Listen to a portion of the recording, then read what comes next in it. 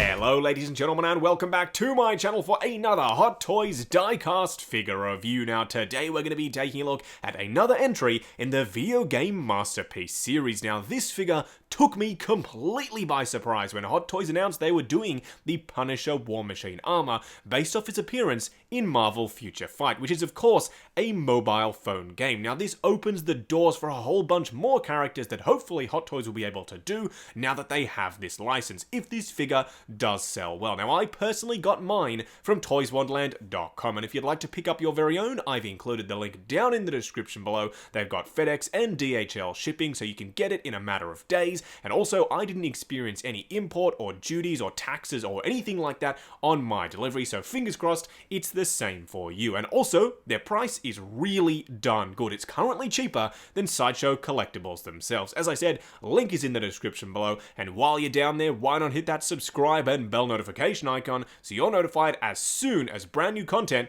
goes live on the channel. Either way, what we're going to do now is get the box laying flat in the light box and do the unboxing. And here we have the box art for the War Machine Punisher figure. Now I apologize, the box is quite large and unfortunately it's a little bit too big for my light box, but then again, you can pretty much see the entire thing. A really nice War Machine version of the Punisher skull on the front there that's sort of meant to replicate the faceplate on the armor itself. You can also see a bunch of bullet holes here and there. This looks very video game-esque, and I really do like how simple the overall design of the packaging is. Now you can see Marvel Future Fight at the top there. That is of course the mobile game on which this figure is based upon. You can see a picture of the figure itself on the side there, and then of course all of the cast and crew on the back. Now I'm a big fan of how Hot Toys have been doing their diecast boxes recently with this sort of slide out section rather than the original one where the top and bottom had to come apart. This, in my opinion, is the better way of doing it, because then you don't have to worry about that bottom piece which always goes flying whenever you're trying to unbox your figure. Now let's get the top tray out of here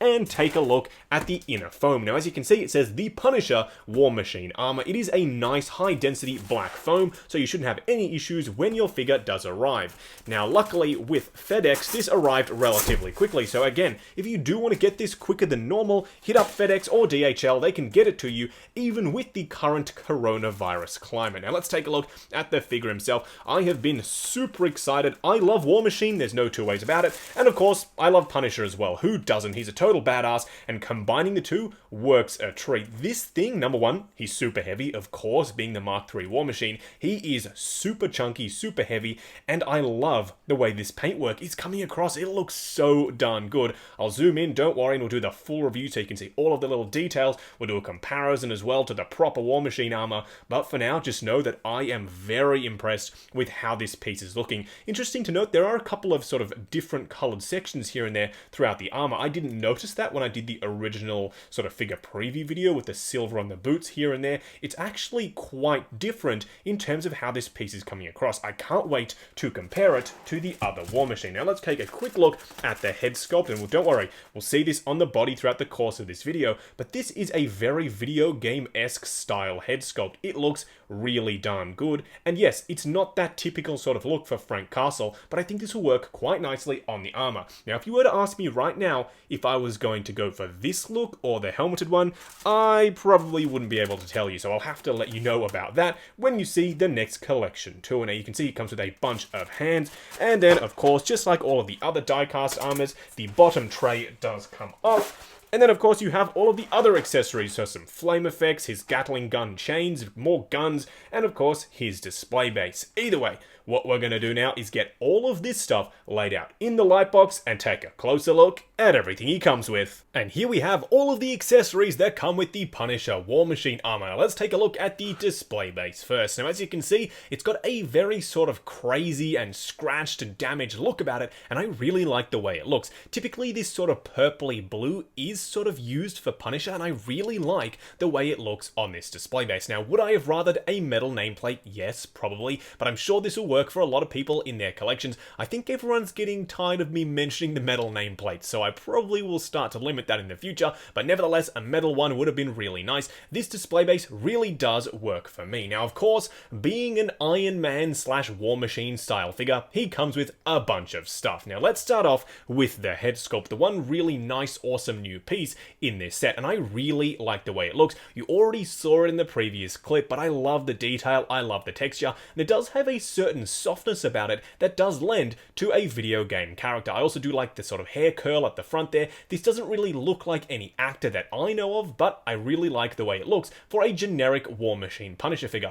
Again, I don't know which way I'm going to go in my display. I'm probably going to have it with this on there, but then again, that could change when I see it all lit up with the lights and everything. I might go for the helmeted look. This still does look really good. Now, he does come with this interchangeable neck piece that, of course, you slot on the sculpt itself. It is a very tight fit, though, so do be careful. It looks like it is going to scratch the base of the head sculpt if you're not careful. Just sort of finagle it in there very nice and gently, and it'll go on fine. You do have to take note, though, that the peg does sort of move around if you're not careful, so I would slot this grey section into the armor first, then the head sculpt itself. Just be careful not to scratch the base of the neck. Now, let's take a look at some of the weaponry he does come with. Now, this piece right here on my actual War Machine, the Mark III, is very loose and floppy. Not so for this one. It's very tight, and I really like the way that feels. It does look to be pretty much the exact same thing, and of course, he does come with a bunch of weapon effects, and I really like these pieces. A lot of people don't really like to go for these weapon effect pieces, but I think they bring the whole thing to life. They look like a snapshot from a movie when he's just firing the weapons, and I really love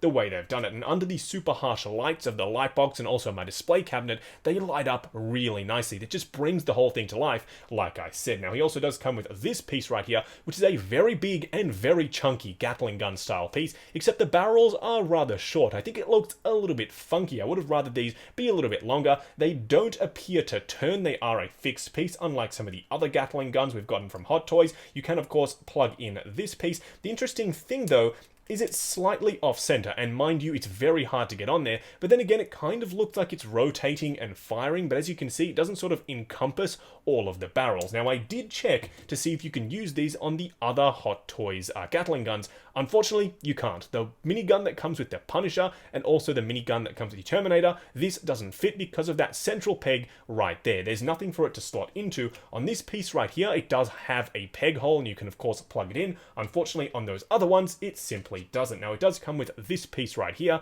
which is an ammo belt style piece. It is rather stiff and really thick. I don't know how this is going to sort of slot onto the figure itself. I'm worried about cracking and bending over time, but then again, I'm sure it's going to be perfectly fine. I haven't had any issues on my previous War Machine figures. Now, he does come with these little missile pod sections, which we did get with the proper War Machine Mark III, and they look to sort of operate in the exact same way with the little clips and magnets on the back.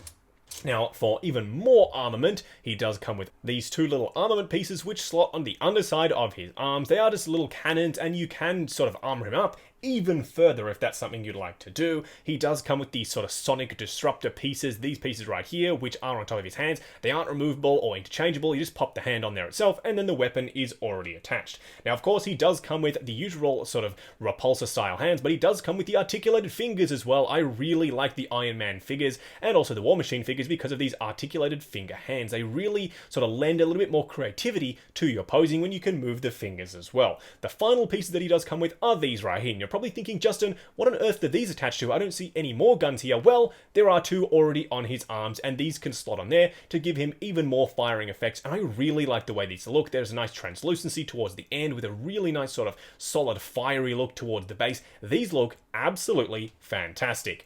Either way, that's pretty much it for the accessories. What we're going to do now is get the figure himself out here and take a closer look. And here we have the Punisher War Machine armor standing straight up and down in the light box, no crazy poses or accessories or anything like that. And I have to say, there is a big reason why the War Machine Mark III is a lot of people's favorite version of the War Machine armor. It sort of straddles that line between being big and bulky and weaponized and also being relatively sleek. And then when you go and add all the Punisher design motifs with the skull on the chest and the skull on the helmet, it really does elevate this thing to the next level. I don't know what it is about all these bits and pieces that really shouldn't be together on the same suit of armor that have come together that just work for me so very well. This piece looks totally exceptional, something that I really didn't think Hot Toys were ever going to do, and now that we have it in hand, I am so glad that they did, because this piece looks absolutely phenomenal. Either way, what we're going to do now is get him off of the rotating turntable, punch in, and take a closer look at the details. And here we have the Punisher War Machine armor himself up close and personal, and I have to say, the detail on this piece looks absolutely fantastic. But don't just take my word for it, take a look at what you're seeing in front of you right here. All of the detail, especially on that helmet, looks fantastic. I love the eyes. They light up a treat. They're really nice and vibrant with the red. I thought they were going to be a little bit more pink, so I'm glad they look so ominous. And the entire helmet really does. That nice Punisher motif, the skull, looks amazing. Now, all of the sort of weathering carries on throughout the entire suit here, and I do like the fact that the chest logo isn't a really clean, stark white. It is all sort of worn and weathered and smoky, and I love the way that looks. Now, I do have the chest lights on as well. As you can see, Arc Reactor is still there with all of the amazing detail, but unfortunately the eyes of the skull just don't light up. That light isn't bright enough. I wish Hot Toys had engineered some sort of clear plastic that bled the light down to the eyes. It's a bit of a missed opportunity if you ask me. Now let's take a look at the weaponry that he does have. This Gatling gun is of course all new. You can see that belt does slot onto the section on the back there very nicely. It is super secure. It's in there and you're not going to be able to pull it out without a little bit of a battle, which works perfectly fine for me. You can sort of hear it creaking in there. That means it's not going to be flopping out and going all over the place when you have it in your display. Unfortunately, some of my other War Machine figures, the same can't be said, and the same can be said for the intersection of the Gatling gun right there. It is on a ball joint, so you get a bit of range of motion out of it, but then again, it's very tight, so do be careful not to snap off that little post. Now, he does also come with this secondary gun, just like you saw on the actual War Machine Mark III. It does slot down, it does move around, and it really works quite nicely for this figure. So, of course, he is missing that section where the baton sort of goes, but this, in my opinion, this cannon is far more impressive. Now, he also does come with these two cannons on his outer part of his arm there. They do look fairly simplistic in their design, but I really like the way they look. And of course, you can take these little sections and slot on the effect pieces, so it looks like he's firing them. And again, under these harsh lights, it comes across very, very nicely. I love the way these effect pieces look, and they do slot on there fairly securely. Either way, what we're going to do now is pan the camera down and give you a closer look at the rest of the armor. Panning the camera down to give you a closer look at the rest of the armor on Punisher War Machine. Now, as you can see, all of that amazing detail, all of the scratches and battle damage carries on throughout the entire suit. You can also see some nice Punisher skulls up there. It looks totally awesome. I'm so glad that Hot Toys decided to do this. It looks like a proper battle damage, battle hardened suit of armor, which totally makes sense for Frank Castle. You can see even on the silver bits and pieces, there's bits of paint that looks like it's been scratched off. Obviously, it's meant to look like that. I really like these silver toe caps around the front there. I wouldn't have thought that anyone would want to highlight the fact that they have proper metal toe caps, except of course Frank Castle. It totally makes sense. All of the scratches and details. It kind of looks like some sort of blood that's been dried on there. Obviously not meant to be the case, but I really like the way they've done that. This suit of armor, in my opinion, works perfectly for a War Machine Punisher figure. You can see there's really nice texture and details all throughout.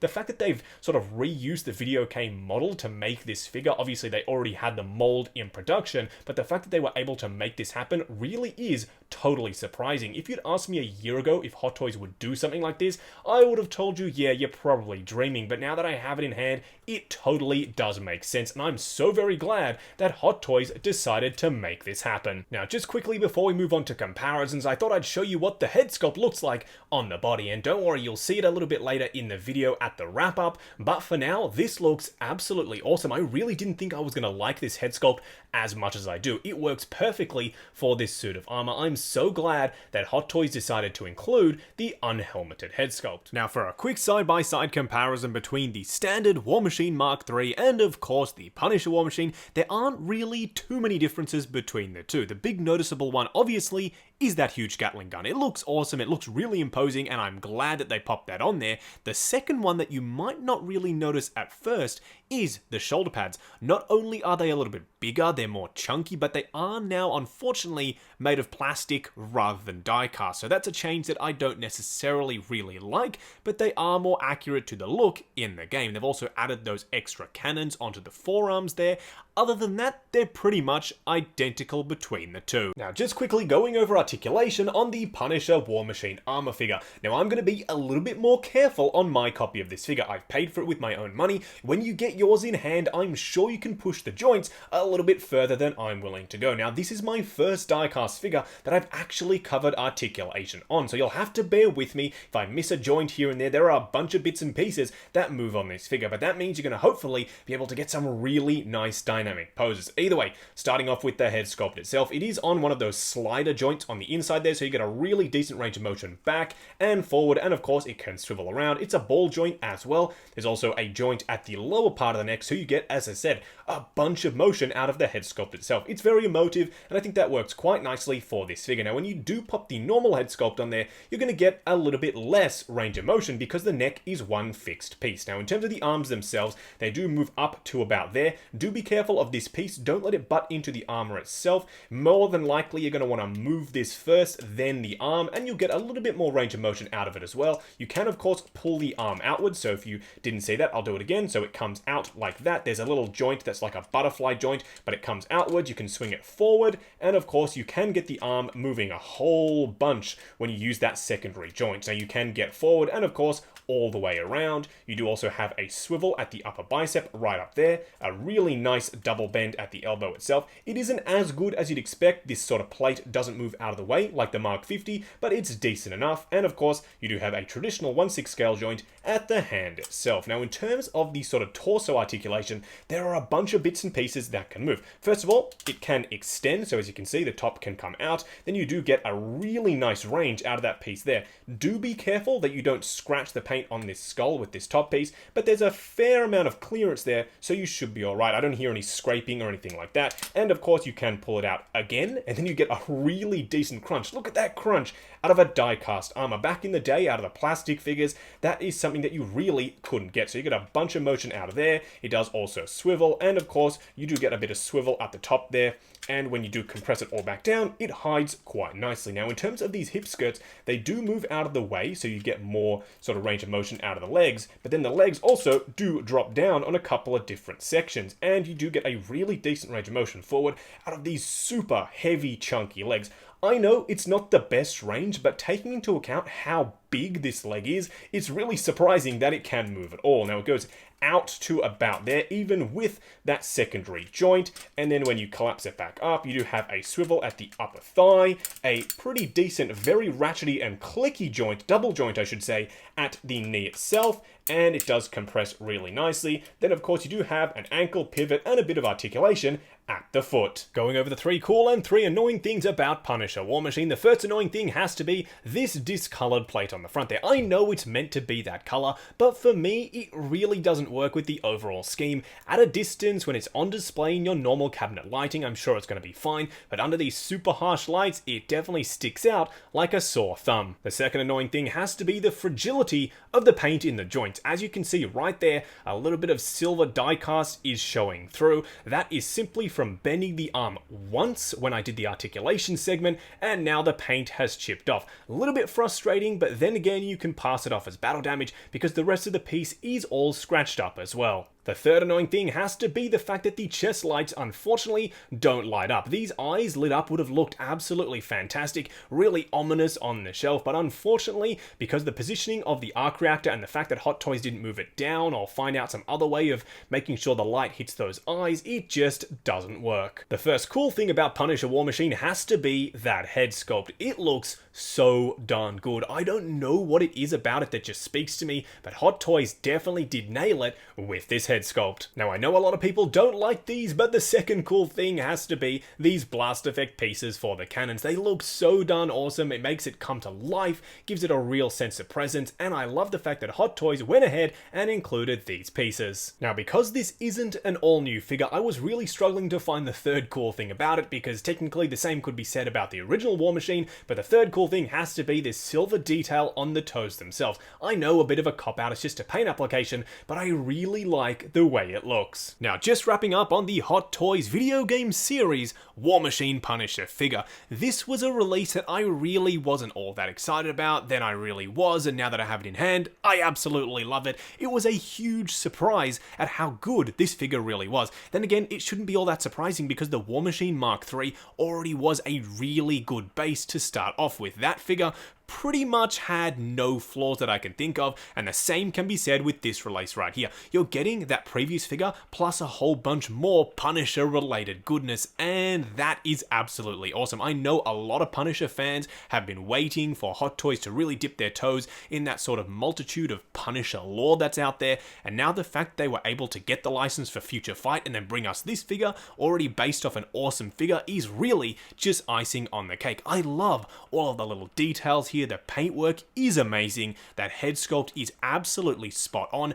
Again, I really don't know what it is about the head sculpt that just speaks to me, but it works so perfectly with this suit that I've decided that I'm going to be displaying him with the head sculpt on in the display, pretty much exactly as you see him right here. The weapon effects are amazing. I love the way they look. As I've said a couple of times in this video, they bring the figure to life. They make him look like he's actually fighting, which of course he really should be, being Punisher, and I really like the addition of that huge Gatling gun on the shoulder. It looks fantastic. I really have pretty much no bad things to say about this figure, and I know people are probably rolling their eyes saying, of course, Justin, you don't say anything bad about any figures, but no, seriously, this one, even with those minor complaints here and there, really is an absolute stellar release, and one that I would highly recommend picking up. Now, I bought mine from toyswonderland.com, and I have included the link in the description below. When it arrived, I didn't pay any import fees or taxes or anything like that. Luckily, I had it shipped with FedEx, so it was extremely quick. You have the option of FedEx or DHL if you'd like to get this